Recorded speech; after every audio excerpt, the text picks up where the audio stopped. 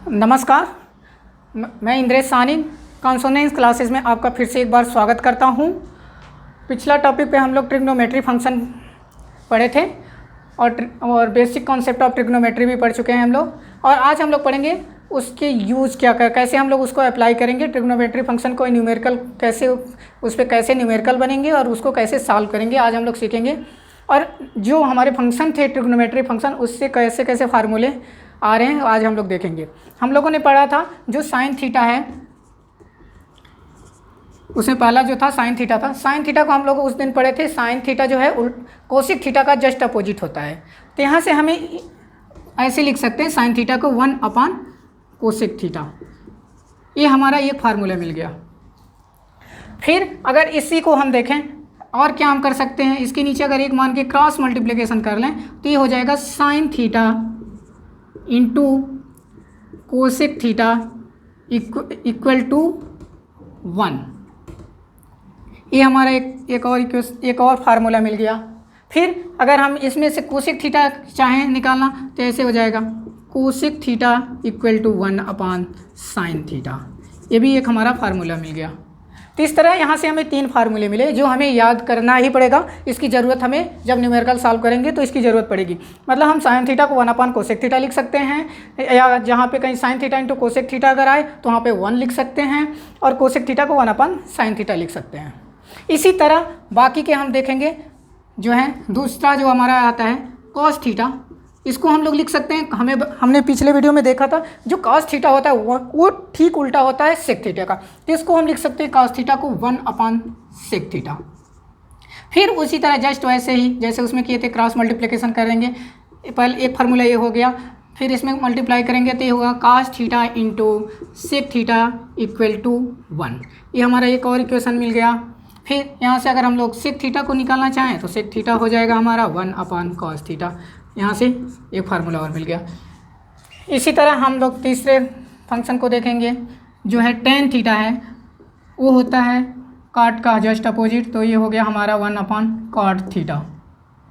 यहाँ भी ऐसे ही करेंगे, क्रॉस मल्टीप्लिकेशन अगर करते हैं तो मिल जाएगा हमारा tan theta into cot theta equal to 1। ये हमारा एक इक्वेशन मिल गया, एक हमारा ये फार्मूला मिल गया। फिर यहाँ से हमारा एक हो गया cot theta equal to 1/, tan theta. ये भी एक फार्मूला मिल गया।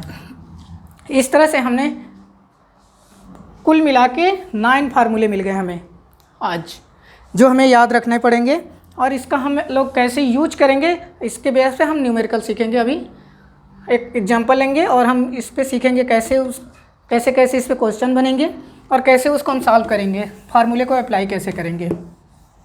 देखिए, अगर हमें 3 फंक्शन अगर पता हो जाए तो हम बाकी के 3 फंक्शन आसानी से निकाल सकते हैं, क्योंकि बाकी जो 3 फंक्शन हैं जस्ट अपोजिट है। अगर मान लीजिए क्वेश्चन अगर ऐसे बनता है, अगर मान लीजिए क्वेश्चन है कि sign theta equal to 6/10,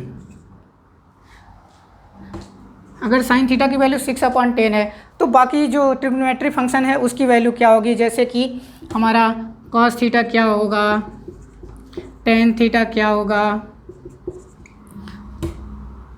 cot theta क्या होगा,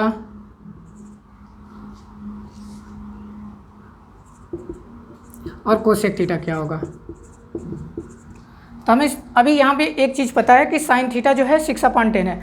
देखिए, अगर साइन थीटा पता है तो हम कोसेक थीटा तुरंत निकाल लेंगे, 1/, यहाँ से तुरंत अप्लाई कर लेंगे। Sine theta equal to 1/, cosec theta, तो 1/, 6/10 से निकल जाएगा। लेकिन जो है हमें बाकी जो है वो नहीं निकल पाएगा, क्योंकि इसमें हमें पता है कि साइन थीटा जो होता है लंब बटे कर्ड होता है, मतलब लंब और कर्ड पता है, मतलब, और कास थीटा हमारा जो होता है आधार बटे कर्ड होता है। तो मतलब हमें लंब और कर्ड पता है, आधार नहीं पता है। तो सबसे पहले हम लोग आधार को निकालेंगे। अब हम लोगों ने इससे पहले सीखा था कि कैसे निकालते हैं, अगर किसी समकोण त्रिभुज में दो चीज़ें पता हो तो तीसरी कैसे निकालते हैं, बाई पाइथागोरस थ्योरम से हम लोग निकाल सकते हैं। तब सबसे पहले हम लोग कुछ नहीं करेंगे, एक समकोण त्रिभुज बना लेंगे अपने हिसाब से, कोई भी नाम ले सकते हैं, ABC, PQR, कुछ भी। तो हम ले रहे हैं ABC, जिसमें से हमारा B जो है समकोण है, तो हमारा कर्ड हो गया, हाइपोटेनस हो गया, और मान लेते हैं C हमारा थीटा है, तो ये हमारा लंब हो गया AB, और ये हो गया आधार। अब हमें इस क्वेश्चन में 2 चीज़ दिया हुआ है पहले से, एक लंब और कर्ण, तो लंब जो है कितना है 6 है, 6 है और कर्ण जो हमारा 10 है। ये यूनिट कुछ भी हो सकता है, सेंटीमीटर, मीटर, कुछ भी हो सकता है। अब हमें ये आधार निकालना है। अब लिखेंगे in right angle triangle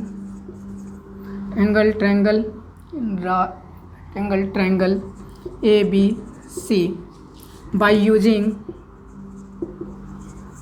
Pythagoras theorem.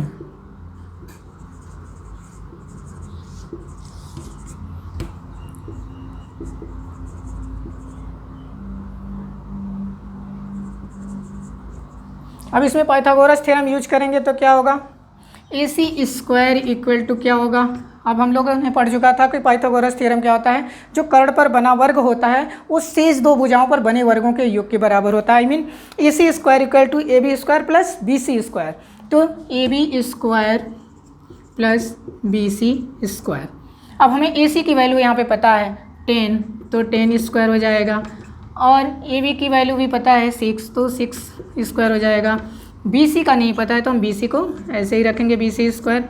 अब ये हो जाएगा वैल्यू इसका करेंगे तो ये 100 हो जाएगा। 10² मतलब 10 × 10 100 हो गया, और ये 6² हो गया हमारा, 6 × 6 36 हो गया प्लस BC²। अब हमें क्या होता है, जिसकी वैल्यू फाइंड आउट करनी होती है उसको हम लेफ्ट हैंड साइड में ले आते हैं और बाकी जो है उसको राइट हैंड साइड में लाते हैं। तो हम BC को इधर लाएंगे तो हो जाएगा हमारा माइनस हो जाएगा, प्लस है तो इधर आएगा माइनस हो जाएगा BC² इक्वल टू हो जाएगा इधर हमारा 36 माइनस 100, इधर प्लस है तो इधर आएगा तो माइनस हो जाएगा। इसी तरह अब हमारा BC² इक्वल टू हो जाएगा, यहाँ से सब्ट्रैक्ट करेंगे तो ये हो जाएगा 10 माइनस 6 4 और 9 माइनस 3 6 माइनस 64 हो गया। अब क्या होगा, इधर भी माइनस है इधर भी माइनस है, तो दोनों साइड में अगर -1 का मल्टीप्लाई कर देंगे तो ये हमारा प्लस हो जाएगा, यानी BC² इक्वल टू हो जाएगा हमारा 64। यहाँ से इधर हम ले लेते हैं BC इक्वल टू हो जाएगा हमारा √64। यहाँ से हमारा जो है BC की वैल्यू आ जाएगी। अब इसका हम स्क्वायर रूट निकाल लेंगे। अब इसका स्क्वायर रूट निकालेंगे तो हमारा आ जाएगा +-8, लेकिन हम यहाँ पे माइनस साइन नहीं लेंगे क्योंकि ये डिस्टेंस है और डिस्टेंस हमारी निगेटिव नहीं होती है, तो ये हो जाएगा हमारा 8। अब हमें क्या हो गया, बेस मिल गया, आधार मिल गया 8 सेंटीमीटर, जो भी हो जिस यूनिट में हो। तो अब हम बाकी का निकाल सकते हैं। बाकी का हमें क्या करना था, बाकी फंक्शन के क्या निकालने थे, वैल्यू निकालने थे ट्रिग्नोमेट्री फंक्शन के। हमें साइन थीटा का वैल्यू पता था, तो हम लोग लिखेंगे साइन थीटा इक्वल टू 6/10। अभी यहाँ पे हमारा BC आ गया 8, अब ये हमारा कोसेक थीटा जो हो जाएगा कोसेक थीटा। अब तो हम डायरेक्ट भी कर सकते हैं, या तो यहाँ से हम फार्मूला यूज कर सकते हैं 1/sin थीटा, या हम सीधे लिख सकते हैं कर्ण बटे आधार, जो लंब बटे कर्ण होता है कर्ण बटे लंब। तो हमारा कर्ण जो है 10 है तो 10/6 हो गया। बाकी जो है cos थीटा का हम निकाल लेंगे। cos थीटा जो होता है आधार बटे कर्ण, तो आधार 8 है तो 8/10 हो गया।